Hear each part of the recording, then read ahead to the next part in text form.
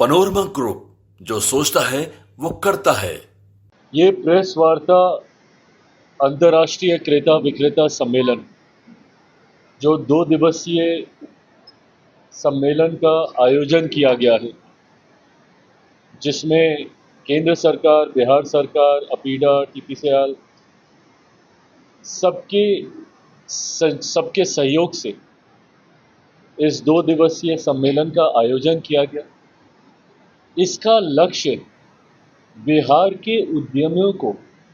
राष्ट्रीय अंतर्राष्ट्रीय बाजार के साथ जोड़ने की दिशा से है। आज की तारीख में बिहार के उत्पादनों की मांग देश में ही नहीं दुनिया में बढ़ती जा रही। जिस तरीके से, और इसका श्रेय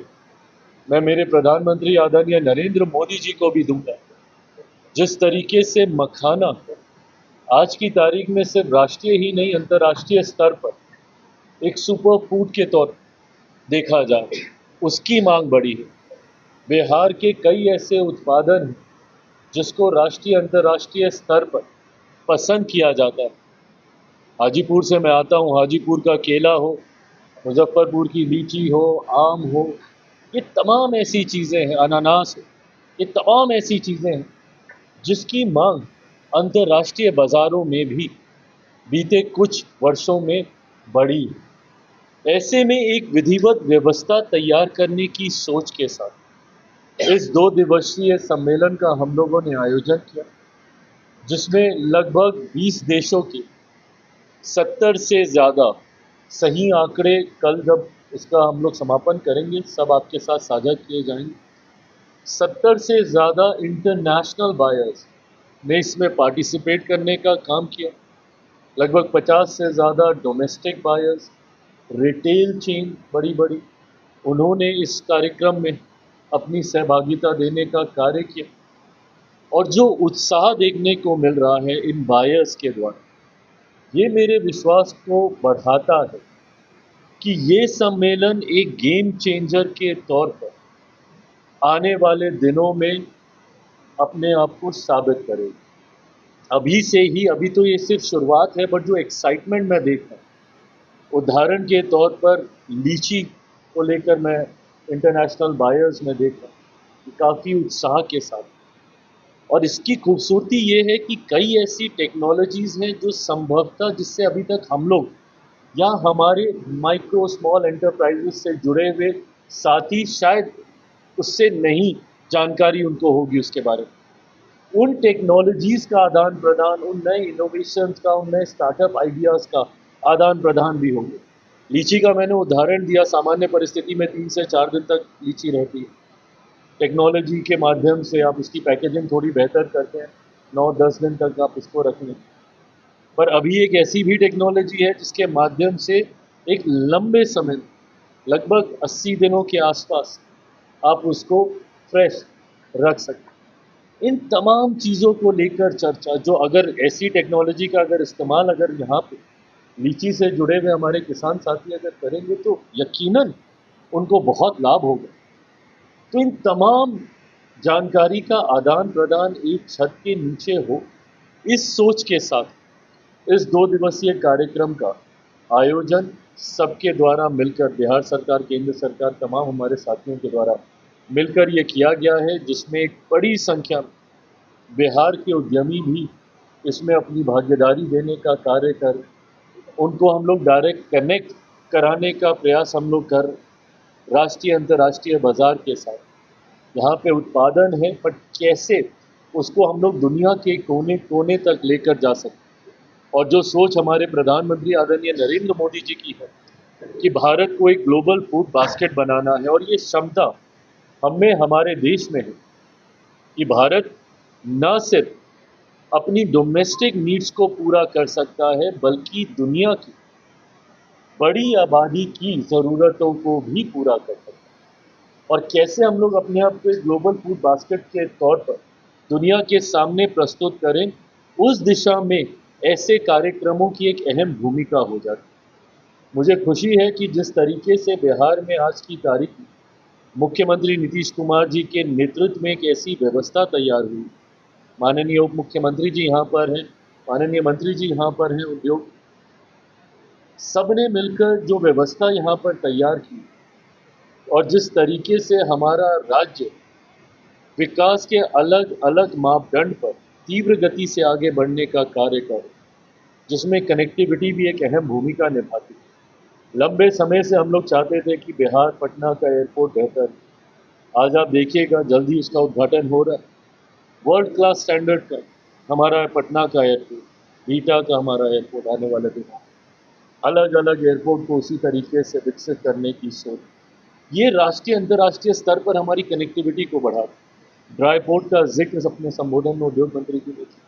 उसके माध्यम से विधिवत तरीके से अब हम लोग अपने एक्सपोर्ट को हम लोग नियंत्रित कर सकते हैं। उसकी जानकारी विस्तृत तौर पर हम लोग के पास आ सकती है, ताकि लॉजिस्टिक पे हम लोग अच्छे से काम कर सकें। किसान भले किसी भी दूर दराज के कोने में अपने उत्पादन को, अपने प्रोड्यूस को करे, बट उसको पटना तक लाने में या अलग अलग राज्यों में भेजने में किसी तरीके की दिक्कत ना, ये तमाम तरीके की ये व्यवस्था इस डबल इंजन की सरकार के द्वारा तैयार की गई है। और मुझे लगता है यही खूबसूरती है डबल इंजन सरकार की, कि किस तरीके से केंद्र सरकार, राज्य सरकार एक साथ में बैठ हैंड एंड ग्लव्स की तरह मिलकर हम लोग कार्य करने का हम लोग काम करते हैं। और इसी का ही परिणाम है कि एक नेफ्टम जो फूड टेक्नोलॉजी से जुड़ा हुआ एक ऐसी संस्था जिसकी लंबे समय से मांग मेरे मंत्रालय के द्वारा की जा रही थी कि एक और नेफ्टम, क्योंकि आज की तारीख में छात्र छात्राएं हैं जो विधिवत तरीके से प्रसंस्करण के साथ जुड़ना चाहते, पर वो व्यवस्था उनको नहीं समझ में आती। इसी सोच के साथ नेफ्टम को हम लोगों ने शुरू किया था, पर देश भर में अभी तक मात्र 2 ही नेफ्टम, एक तांजावुर में तमिलनाडु में, दूसरा कुंडली। लंबे समय से मेरा मंत्रालय मांग करता था। मैं धन्यवाद दूंगा प्रधानमंत्री जी का, आदरणीय वित्त मंत्री जी, कि उन्होंने इस बार के बजट में इस बात की घोषणा की कि जो अगला निफ्टम खुलेगा वो हमारे ही राज्य में, बिहार में खुलने जा। ये भी अपने तरीके से एक बहुत बड़ी उपलब्धि प्रसंस्करण के क्षेत्र में। आज की तारीख में बच्चे विधिवत तरीके से जानकारी, प्रसंस्करण से जुड़ी हुई तमाम विषयों की जानकारी उसके माध्यम से, निफ्टम के माध्यम से हासिल कर सकते। मखाना बोर्ड का जिक्र इस बार के बजट में किया गया। ये तमाम बातें दर्शाती हैं कि किस तरीके से आने वाले दिनों में बिहार और बिहारी कैसे राष्ट्रीय अंतर्राष्ट्रीय बाजार के साथ अपने आप को जोड़कर अपना विकास तो करें ही करें, बल्कि अपने साथ साथ अपने साथियों को भी आगे लेकर बढ़ें। सिर्फ जॉब सीकर्स की भूमिका में ही हमारे बिहारी ना रहे, जॉब गिवर्स की भूमिका में आए, ये सोच हमारे प्रधानमंत्री जी की रही। और इसी का ही परिणाम है कि पीएमएफएमई जैसी स्कीम जो हमारे मंत्रालय की महत्वपूर्ण योजनाओं में से एक है, इस बार नंबर 1 पे उस स्कीम पे अगर कोई रहा है तो हमारा बिहार राज्य है। 24-25 के अगर आप आंकड़े देखें तो सबसे ज़्यादा उस योजना का लाभ, और ये माइक्रो एंटरप्राइजेस से जुड़ी स्कीम, जिसमें छोटे छोटे गांव में रहने वाले लड़का लड़की वहीं पे कैसे अपने उस उत्पादन का प्रसंस्करण करके, उसकी पैकेजिंग, मार्केटिंग करके कैसे उसको बाज़ारों में लेकर जा सके, डिजिटल मार्केटिंग के माध्यम से हो, डायरेक्ट सेलिंग के माध्यम से हो, या फिर रिटेल के माध्यम से हो, ये तमाम हैंड होल्डिंग उसमें हम लोग प्रोवाइड करने का हम लोग काम करते हैं। मैं बस इतना विश्वास दिलाना चाहता हूँ कि खाद्य प्रसंस्करण उद्योग का मंत्री होने के नाते मेरी जिम्मेदारी देश भर के लिए, पर मेरी प्राथमिकता में हमेशा बिहार रहा। ऐसे में मैं चाहता हूँ कि बिहार में हम लोग, क्योंकि एक कृषि प्रधान प्रदेश है,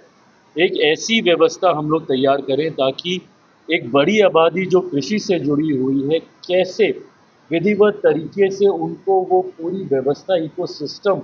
तैयार मिले, जिसके माध्यम से वो राष्ट्रीय अंतर्राष्ट्रीय स्तर पर अपनी पहचान बना सकें। और उसके लिए मैं विशेष तौर पर मुख्यमंत्री जी का धन्यवाद करूंगा, हमारे उप मुख्यमंत्री जी का मैं धन्यवाद करूंगा, जिनके पास कृषि विभाग की भी एक बड़ी जिम्मेदारी है, जो हम लोग के मंत्रालय का एक अहम, जिसमें उस कृषि विभाग की एक अहम भूमिका है, जिनका निरंतरता में इनका साथ और वो तत्परता कि कैसे हम दोनों मिलकर इसको आगे लेकर जा सकते। उप मुख्यमंत्री जी का मैं धन्यवाद करूंगा, यहाँ पे उद्योग मंत्री जी का, नीतीश भाई का भी यहाँ पे धन्यवाद करूंगा, जिस तरीके से लगातार आउट ऑफ बॉक्स आइडिया सोचना,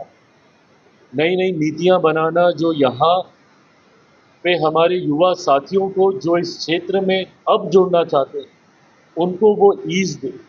उनको वो सरलता दे, वो सुविधाएं दे, और साथ ही में वो निवेशक जो हमारे राज्य में आना चाहते हैं, उनको सिंगल विंडो क्लियरेंसेस के माध्यम से ईज़ ऑफ बिजनेस की भी अपॉर्चुनिटी प्रोवाइड करके दे। ऐसे में केंद्र सरकार राज्य सरकार के इस खूबसूरत तालमेल से और उसमें हमारे तमाम साथी सहयोगियों का जो अधिकारीगण यहाँ पे मौजूद है, और मैं विशेष तौर पे अपीडा का भी मैं धन्यवाद करूँगा। एक अहम भूमिका अभिषेक जी हमारे चेयरमैन अपीडा की, इनकी भी एक सक्रिय भूमिका निरंतरता में इस विषय को लेकर रही है कि कैसे हम लोग बिहार में इस व्यवस्था को और मजबूत और विस्तृत हम लोग कर सकें। ईपीसीएल का भी मैं धन्यवाद करूंगा, मोहित जी का भी मैं धन्यवाद करूंगा कि उन्होंने भी बहुत सक्रिय रूप से अपनी भूमिका न सिर्फ इस कार्यक्रम में बल्कि इसके अलावा भी उन्होंने निभाने का उन्होंने हमेशा प्रयास किया है। आज मैं अपनी बातों को समाप्त करते हुए बस इतना कहूँगा कि इन 2 दिनों के बाद आंकड़े एक बार इसके ऊपर समीक्षा होगी, ज़रूर मैं साझा करूँगा, बट उम्मीद नहीं, मुझे पूरा विश्वास है कि जितनी B2B और इसके बाद निरंतरता में अब 2 दिन तक अब यही चलेंगी, चर्चाएं ही चलेंगी, ये meet reverse buyer seller meet एक के बाद ये होता रहेगा। मैं मानता हूं कि बिहार और बिहारियों को आर्थिक दृष्टि से भी एक बड़ा लाभ इस 2 दिवसीय कार्यक्रम के बाद होगा। ये सोच है आज केंद्रीय मंत्री माननीय चिराग पासवान जी के द्वारा जो पहल किया गया है, कृषि विभाग फूड प्रोसेसिंग के लिए रॉ मटेरियल और उसके अनुकूल डिमांड पूरा करने के लिए पूरी तरह से तैयार है। हमारे जो किसान हैं, हमारे नौजवान जो आकर्षित कृषि की ओर हो रहे हैं, इसमें फूड प्रोसेसिंग का बड़ा आकर्षण है और बिहार को विकसित बिहार बनाने में रोजगार के अवसर के सृजन में एक अहम भूमिका निभाएंगे। बिहार सरकार की ओर से मैं इनका आभार और धन्यवाद भी देते हैं। इनका पहल बिहार के सुंदर भविष्य और विकसित बिहार के लिए एक सराहनीय कदम और वादे से हमेशा चाहता है। और भारत सरकार सबसे बड़ा है कि ट्रेड प्रमोशन काउंसिल इंडिया के जो प्रमुख है वो भी हैं और एपीडा जिनका ये काम दोनों है। तो जो भी होता आया है इस वर्ष और आने वाले वर्षों में उद्योग विभाग बिहार सरकार और ministry of food processing Bharat सरकार मिलके हमारे यहाँ के किसानों के उत्पाद को और बेहतर मंच दें, उसी का आज ही सार्थक प्रयास प्रारंभ है। मैं ये लिखित जानकारी भी अगर आप चाहेंगे तो मैं आग्रह करूंगा कि आपके साथ साझा कर लीजिए। 20 देशों का मैंने जिक्र किया है, जिसमें यूएई, जर्मनी, कई ऐसे देश हैं यूरोपियन कंट्रीज के भी, जिनकी एक सक्रिय भूमिका रही है।